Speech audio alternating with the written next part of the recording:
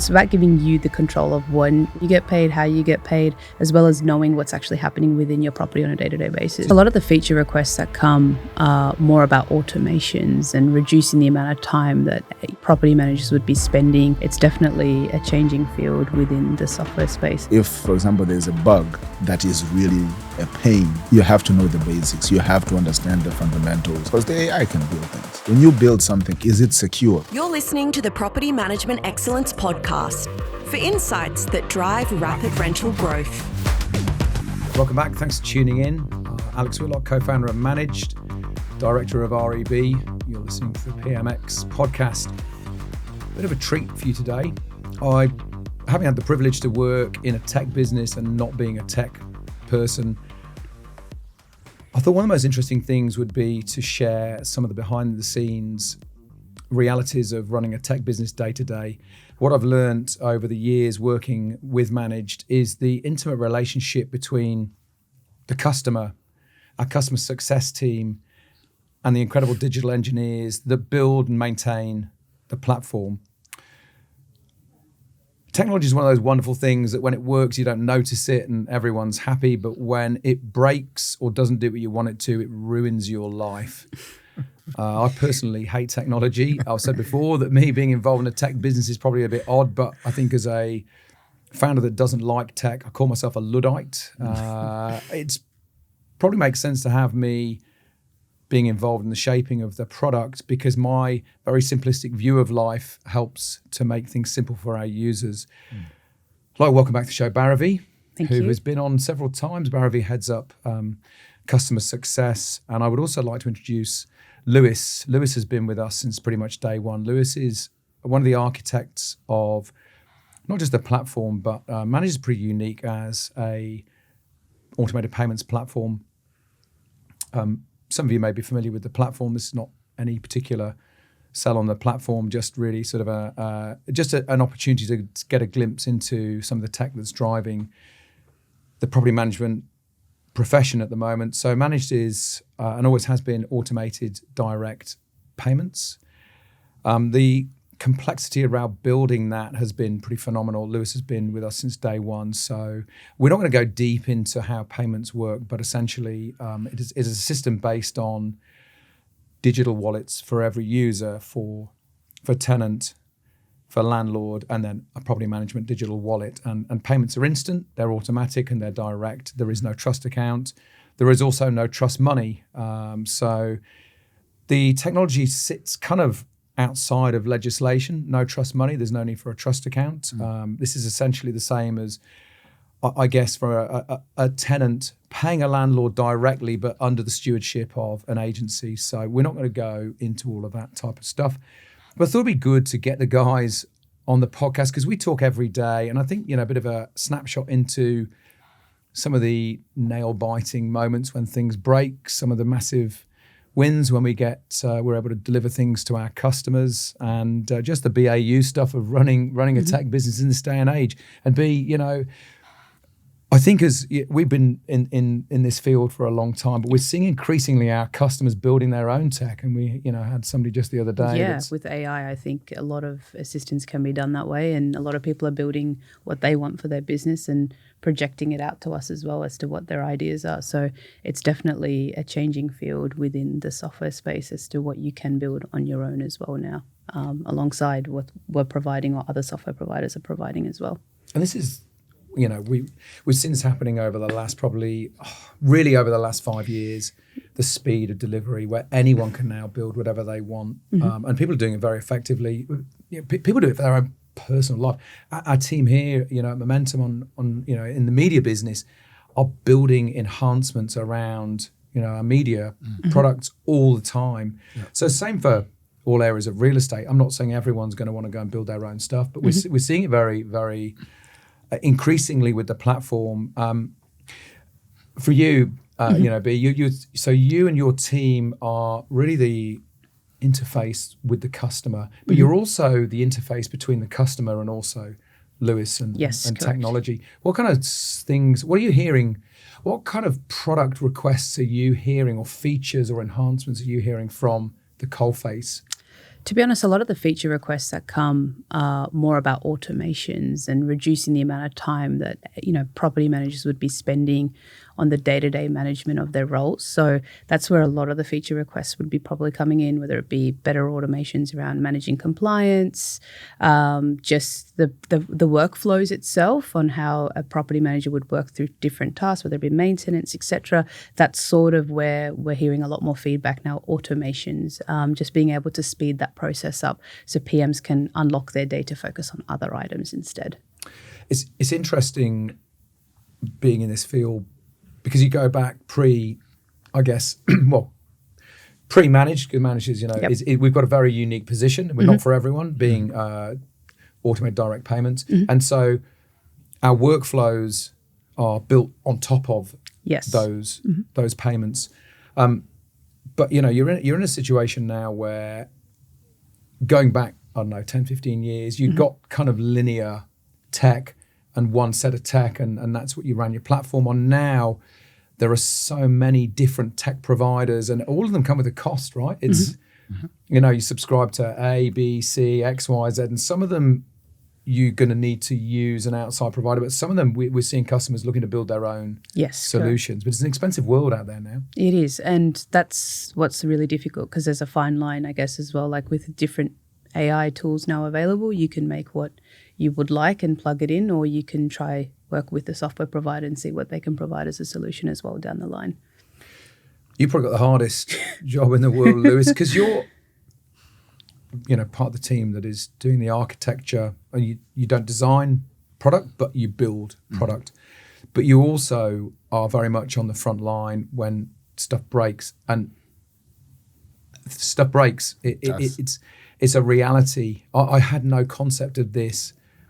I'm one of those people screaming and shouting at my computer when usually it's my fault that the thing is not working because I've not logged in. But the reality is that, stuff breaks all the time. Yeah. How do you and your team juggle stuff that needs to be maintained? So there's a couple of things, right? We've got bugs that need to be fixed, and then we will have, when we release features, we obviously build it as best we can, but then our community, our customers will help give feedback to help improve. How on earth do you and your team juggle those multiple demands? To be honest, first of all, I'd like to thank you for inviting me to the podcast as well. This is a privilege for me, to be honest. Also about software breaking and shifting priorities. I think, honestly, many of us engineers would say probably around the same thing. We'll face the same problem, like what thing do you tackle first, right? Yeah. So sometimes you have management have different priorities, and then you have, your manager, your direct manager has a different priority, and then I feel like the team should have a different priority because, as you've mentioned correctly, that I've been working here for a very long time, so I have a vested interest in the company. I enjoy working at the company. I enjoy building software. And where I feel like the priority has to be this thing, sometimes I will try to voice it out and also give my reasons as to why I think we should tackle these problems first. However, as you correctly mentioned and clearly mentioned, that we do have a very, very, very strong team, development team. The guys work extremely hard, even though we have conflicting priorities. We will try to get to the things that are most important first. I know this sounds logical when I say it like this. So we would put them out there, and then we would just mark them down as like, hey, what needs to go first, and why does it need to go first? Like in many businesses, many areas. Kind of triage. Exactly, you got to triage, right? And what sort of impact does this change have to our customers versus to, for example, us? Right, as engineers, try to put the customers at the forefront of this. So if, for example, there's a bug that is really a pain. Give us an example of a bug. Tell me something that you've... I'll give you an example. Yeah. This is a very recent thing, right? So we had So we have our properties page, right? So the customers go in our properties page. The loading sometimes can be quite slow, and we would get from time to time, hey, this page takes quite a long time to load, right? So you hear it about once, you're like, should be able to deal with it. And this comes to you via VME. Correct. Yes. So the team will be like, we'll get a message, right? Hey, the customer's experiencing some slowness. The customer's experiencing something like, maybe we really need to really dig into this. So we'll discuss with the team, first of all, put the problem up there, what's going on. So we would use the tools that we have at our disposal, check why it's happening, if there's a specific time it was happening, and would assign to some of our team members the task. And we actually fixed this in phases. So the first time we tried to address the problem, instead of actually fixing it, it actually became slow. and the complaints got louder. That's right. And then Lewis was hearing from me, for sure. So then we had to revert the change, right? Almost immediately afterwards.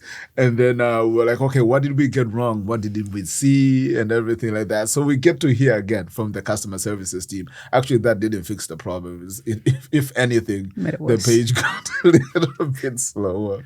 But you go through these rounds, but then because we care, we get the team behind it, working tirelessly, right, to try and figure out what the problems are. And we broke down the project into like 3 phases. So it took 3 sprints, right, to actually fix it. So the first one, we did a little minor release. Yeah. There was some improvement, but not too much, but it didn't break this time. There was actually an improvement. Then we did it in another sprint. Because we have features to deliver, we didn't want to just do everything at once. And you can't stop everything. Correct. Yeah. Then that's the most important bit here. We still deliver features, we still deliver the work that needs to be done, but at the same time, never forgetting that we need to fix these problems. And after the 3rd iteration, right, that page is no longer a problem. We're not hearing any complaints that we used to. So now we have moved past that. We can actually focus on some other things, which is like building features and stuff. It's funny when I think back to starting in media, and we used to use software called ACT, which was a sales database, and you stuck it on your computer with a disk, right? There's no, that was it. It sat there for 2 years or 3 years until, and you look at now the speed of change. And you're a huge football fan, same as myself. And I remember, when ESPN first came out and SoccerNet.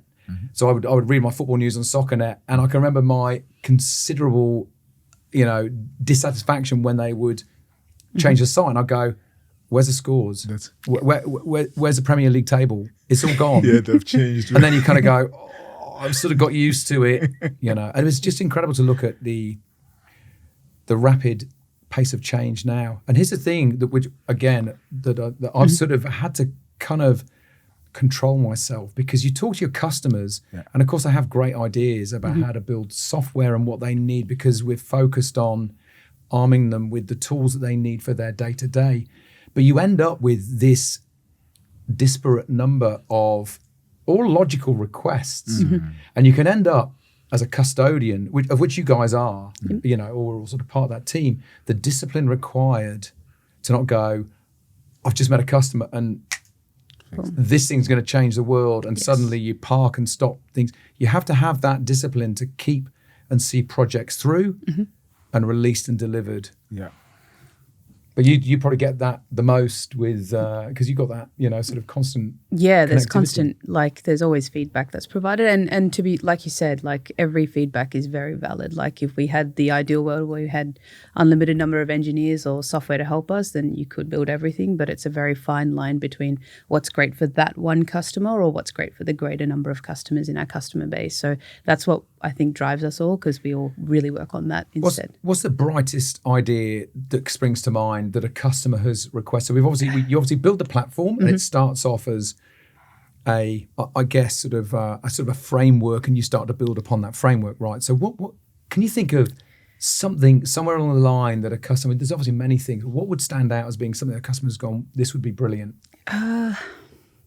I mean, a lot of the brilliant ideas have actually come to fruition, so I can't think of any at the top of my head, but there are just small, like sometimes it's just small things as well, like small additions to certain processes or workflows. There's more enhancements there. So we build a feature based on feedback, and then it's improved. Exactly, because like those small enhancements can make such a big difference in the output. I actually don't think it's the big features that I would say are more impactful to customers. It's those small enhancements that make a big difference in the long run. And even there was one that was like a maintenance, the way our workflows were there was some suggestions on some improvements for that. And just that small enhancement changed the way in which our customers had actually used our maintenance workflow. So it's small changes like that that actually make a more meaningful impact to their daily workflows. Large features obviously benefit them in the long run, but you don't necessarily need them on the day-to-day to get through. You always find new ways, but little small bits can make a big difference. We'll take a quick break there, guys. When we come back, look, I think I'd like to talk a little bit about payments because our platform is unique in terms of the way that we deliver payments to our customers. And it's a big talking point now. You've got various other trust accounting software that has got payments bolted onto trust accounting. And I think there's quite a lot of confusion in the marketplace around payments. So we'll have a little bit of a look at that in a moment. Don't go anywhere. Well, g'day everyone, it's Liam here. Now, if you're starting to feel a little bit overwhelmed with your compliance to-do list and a little bit irritated with everything that's coming through the pipeline to make sure that you are compliant, well, I have a solution for you. It's Visible, VIS-IBL, an end-to-end compliance platform that's been built specifically for Aussie real estate. Visible makes it simple to get your agency compliant. So whether it's minimizing the paperwork headache or handling AUSTRAC enrollment, risk assessment and policy, customer verifications, team training, and more, it's a platform built for the industry and built to actually make compliance simple. Check out Visible at visibl.com.au. Welcome back. Great to have you with us. Lewis, Bairave, PMX podcast. Talking tech. Yeah. Not an area I'm very confident around, not being a tech person, but fortunately I've got smart people with me. Thank you. Look, it's worth chatting around payments. I don't want to bore people to death with the intricacies of digital automated payments. We're in an environment where this is a big talking point in the industry. There's a lot of, it's a very, very, compliance is a critical issue for property management. There is legislation that is very clear around the use of trust accounts and trust money. Managed pioneered payments, 8 years ago, with really driven by one of the co-founders back then, Tom Richards, who had run a real estate business, who was absolutely sick and tired of doing trust account and believed that there had to be a better way to do it. So look, we pioneered direct payments. Just to be clear, Managed doesn't own the payments platform. So we use banking rails that's available to all sorts of other institutions and very widely used. Standard Chartered is the bank that we use, and Xi is the rails through which that runs. So, but the unique thing around Managed is not doing the payments. It is how the payments flow into the day-to-day of property management. And it isn't for everyone, and we don't believe that payments is better than trust accounting. There's plenty of people that are very happy using a trust account. It's just really looking at building an alternative for agencies that want to do things differently, for agencies that don't want to touch money, for agencies that see the value in instant and automated payments from a tenant to a landlord with a complete digital footprint in every single transaction, so no reconciliations and so forth. So it's been an interesting journey since we were really the architect of this type of payments.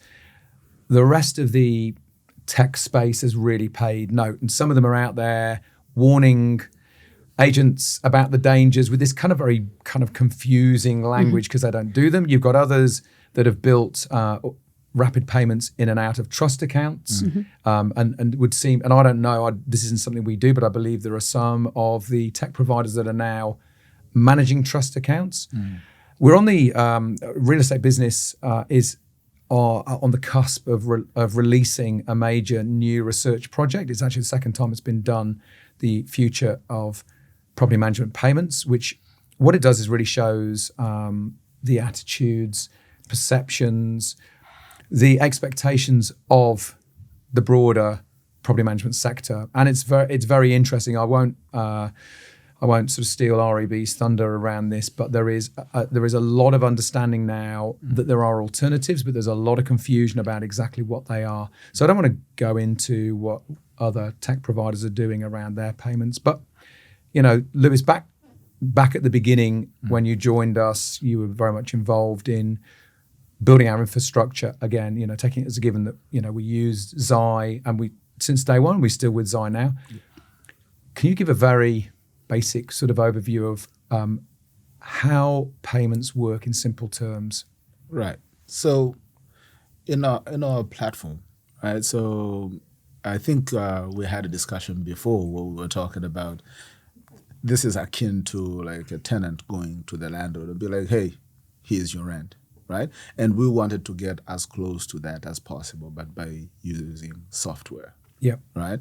As you correctly mentioned as well, our co-founders in the beginning, the founders in the beginning decided, you know what, we don't want to deal with this trust accounting area, maybe because of how gray it can get and everything like that. So that push is what led us to actually partner with a company like Xi to actually do the payments, and it's very close to you paying, but it's basically through a platform, but paying straight to the landlord, and everybody kind of gets their cut, if you know what I mean. So as I'm paying the landlord, but I'm also paying the agency as well, because they are the ones who are managing the property. And this is so it's essentially a 3-wallet system. Correct. Yep. So tenant, the money goes. So the tenant's wallet is essentially a bank account. Yes. They load their rent into their wallet. That will then be transferred to the property wallet that sits in the middle. Correct. That will then section off. It'll have the agency fee, and then the rest gets spat out to the digital wallet that's owned by the owner or by the investor. Simple, yes, in many ways, but the complexity and I'll tell you now, if I look back to when we started this, I probably wouldn't have done it because that's simple. Yes, but the complexity is how that flows up into the way that. So all of our workflows are built around that. Of this unique payments technology. Correct. Yeah. And it's and if, you've been building this, everything that we do. Yes. The number of intricacies around the logic around payments affects everything that happens with the workflows. That is definitely correct. I mean, without the payments engine, then this just becomes a workflow management, which is not a bad workflow management system we've actually created here. There's a lot of automations behind it, but the payments is the piece that actually what is most desirable part of this whole project or the platform itself. This flows into the daily tasks workflow and also the rent payments workflow as well.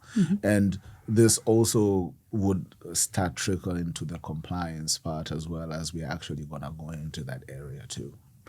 And how fast is the transaction from tenant from the date set for tenant to pay rent to it landing in the owner's wallet? What is the time frame? Could be minutes, to be honest, or seconds even. Yeah.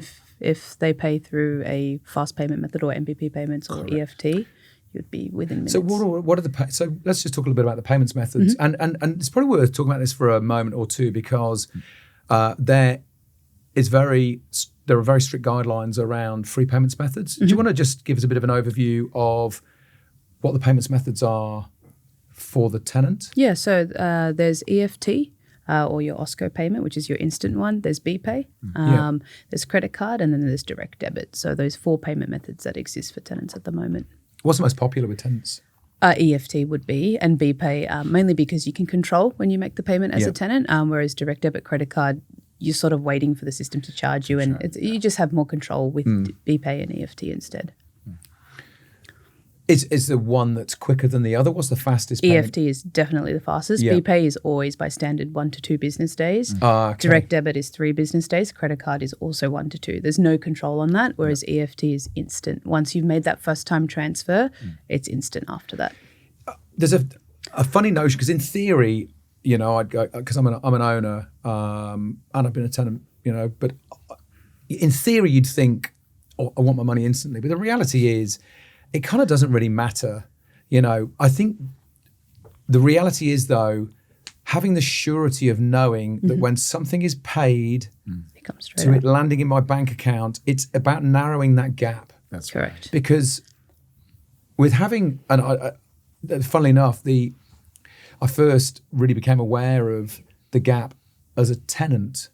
So I had to rent back in 2017, and I paid my rent as a tenant. I was very concerned to pay my rent on time, and I had the property manager shouting at me because I hadn't.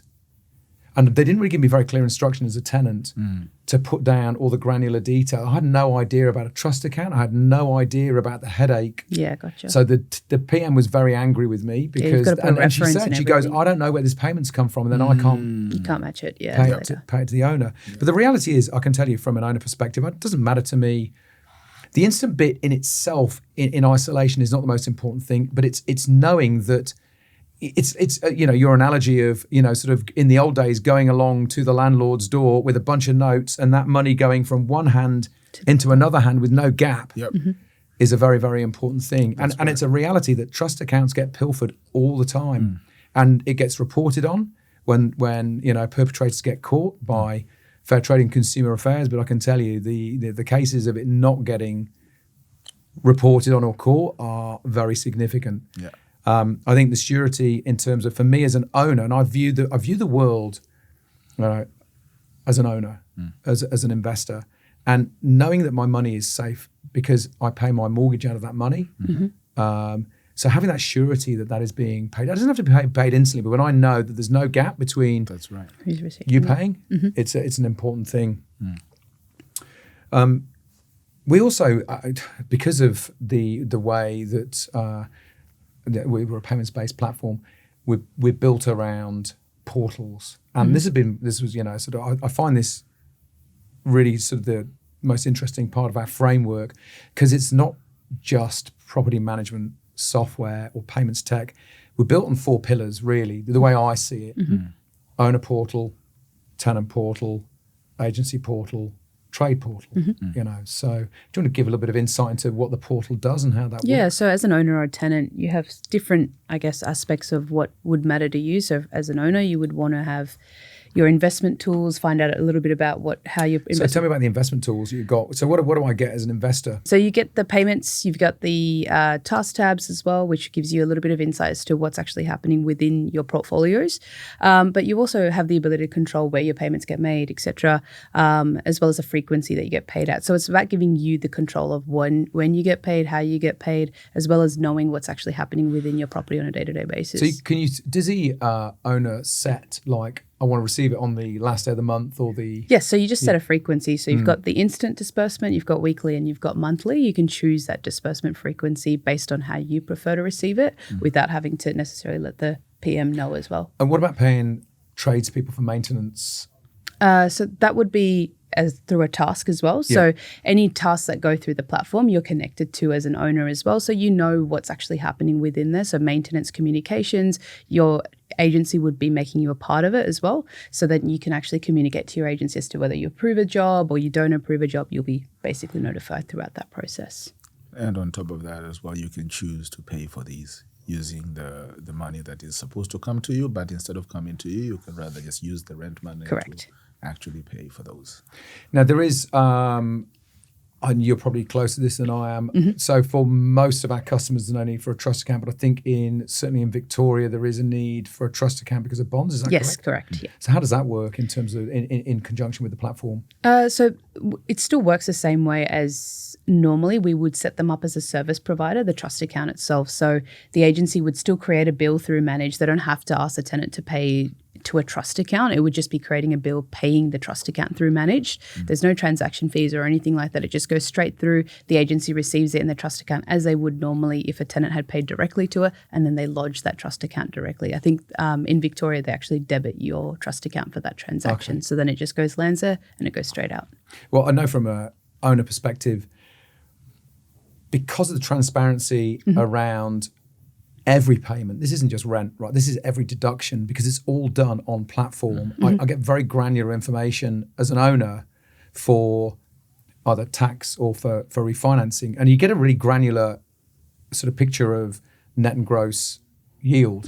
Now, of course, agencies will send, an end of month statement, but I can see it because I can see every single payment on my owner portal, every single thing. I get the same notifications from my agency around maintenance and requests and authorizations and so forth, but obviously, At a certain point you stop reading them, forget. right? Yeah. And I'll do the usual thing where I'll give authorization for the agency to do whatever. And I like to think I'm a good landlord because I get stuff, because I've been a tenant as well, so I get when there's things need doing. I trust my agency.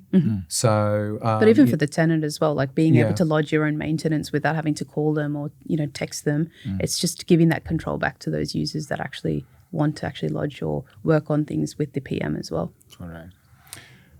I reckon that's more than enough around payments. Be bamboozling people. Look, we'll take a quick break there. When we come back, I'd kind of like to look at, sort of have a bit of a muse around the future of tech and look within our sort of remit. But Lewis, you got some insights, above and beyond property management technology. Let's see what you got to say. All right, sounds good. Don't go anywhere. Welcome back. Great to have you with us. We're rounding off. Lewis Bairave, Alex Whitlock here from co-founder and managed, also director of REB. We're going to talk about the future of tech. This is something I'm not qualified to talk about whatsoever, but it's everyone talks about. It's amazing to see how many people have mastered AI, and whether it's tech companies, sort of showing off their AI tools, but just punters that suddenly feel like they've harnessed this incredible thing, which they have, of course, but everyone else has as well. What do you, outside of manage, you've learned to use the AI tools, same as everyone else, but you use them daily. What are you seeing? How has it changed what you do as an engineer? You know what? I actually really try to keep up with what's actually happening. And there's YouTube videos that I really like. There's a guy I follow. He used to be an engineer at Netflix. He has his own YouTube channel. Always talks about, because AI has become the thing. He never used to talk about AI a lot, but now almost all of his videos, he has to talk about AI, where things are going and the side effects. If I can pivot a little bit. You sure can. Right? So he had one video when he was talking about AI and how it made engineers feel. Very interesting video, right? Because he loves programming. Absolutely loves by himself, not by using AI or anything like that. And I for a lot of it, I share his sentiment because I like building stuff myself, like learning the hard way, going into the trenches of learning, right? And he said sometimes AI made him feel a little bit demoralized because initially when it came out, he was thinking, it's not that good. But in the last 6-8 months, things have changed so rapidly that the things that AI can do, if you are a good enough engineer, that bridges the gap between you and a very good engineer. I'm not talking about, because there are some unicorns, there's some guys who are extremely good at what they do. Yeah. Those are different, but it's just normal between mid-level and senior engineers, the gap kind of closes very quickly. Right? And they were saying, but it's okay. I think if you still like programming, you can continue programming. You use AI, just make sure you don't get left behind. And you don't really get left behind because using AI, you can learn very quickly. If you're a good learner, right? Things are easier to learn. So I was just talking about the way it's changed the engineer's mentality, how AI has changed engineers' mentality. And it's a frightening thing for engineers. Correct.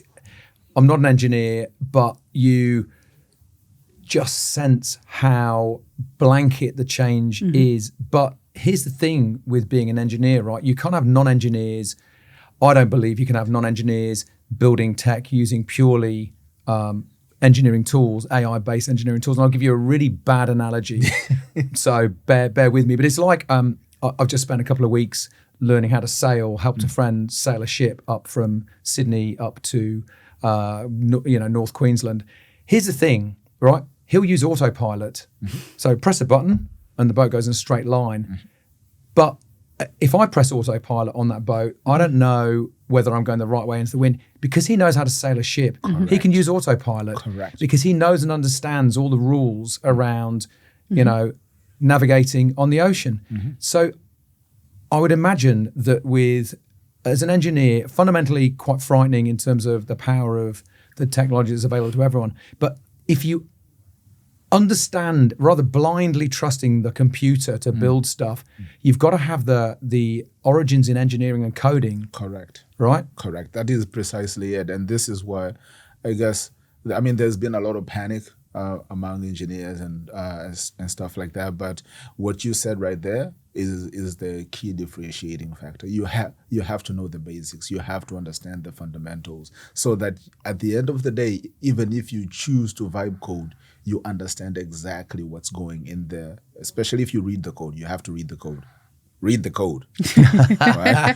Follow the code. Know what goes in there, but you are definitely right. You have to know first before you can actually build something worthwhile. So for us, again, people of your caliber, we've got Blair who heads up our engineering, absolutely integral as an interface with Bairave. Correct. So there is the marriage of technology, the people that build the technology, the teams and the people that work with our customers. And because at the end of the day, like the tech is just to deliver better outcomes to our customers and to our customers' customers. Correct. Right? It isn't just about software for property managers. It's about software for property managers who can do a better job for working with their owners and tenants. Right. It's the ecosystem. Yeah. Right? It's not just the property managers. But outside of our little world and bubble that we live in, just casting your mind, sort of, I guess, into the future, that you're going to get more PMs and agents. We've got customers that are building their own stuff. How easy do you think it's going to be for PMs to build their own sort of workflows and sets of tech? And what are the dangers? What are the opportunities and dangers, do you think, around building your own system to do things? I think the danger will probably be thinking that you can actually build something without having the fundamental knowledge. That's where the danger comes in, to be honest, because as you correctly mentioned, people would come in and there's a lot of stories already now. Like this is not even like a future thing. Things are happening now where people who don't have a lot of background in technology and in security and things like that, they will build their own things and they will put them out to the world to try and actually get money out of it, et cetera, et cetera. But it's not just about the coding, right? There's a lot of aspects to it. There's when you build something, is it performant? Because the AI can build things. When you build something, is it secure? Because the AI, again, can still build something. But this I mean, from our perspective, there is the scoping. Yes. And you need multiple people to go into the There is- scoping with different Correct. skill sets. Yep. You've then got, and that's a complex process. You've then got the design, Yep. right? And the UX and UI elements to that. Correct. And then you've got to build it. So it's, But and even with little things, and I think there's a danger that I think there's an opportunity. I think some people are very, very good at building tools. correct. The danger is if something looks good, and it's very easy to build something that looks good, but then if it doesn't, Malfunction. you don't find out until further down the Yes, track correct, that it, yeah. Yep. Yeah. So even when you say that, like, so people might bring an argument. It's like, well, I don't really need a design or anything like that because I mean AI can do it's for- that and it's for right me. now. You know what I Yeah. mean? And it's for me. I don't like when it comes to thinking around it. I can just I can think with Claude, right? I can think with ChatGPT. I can think because you can always have a back and forth. But again, right?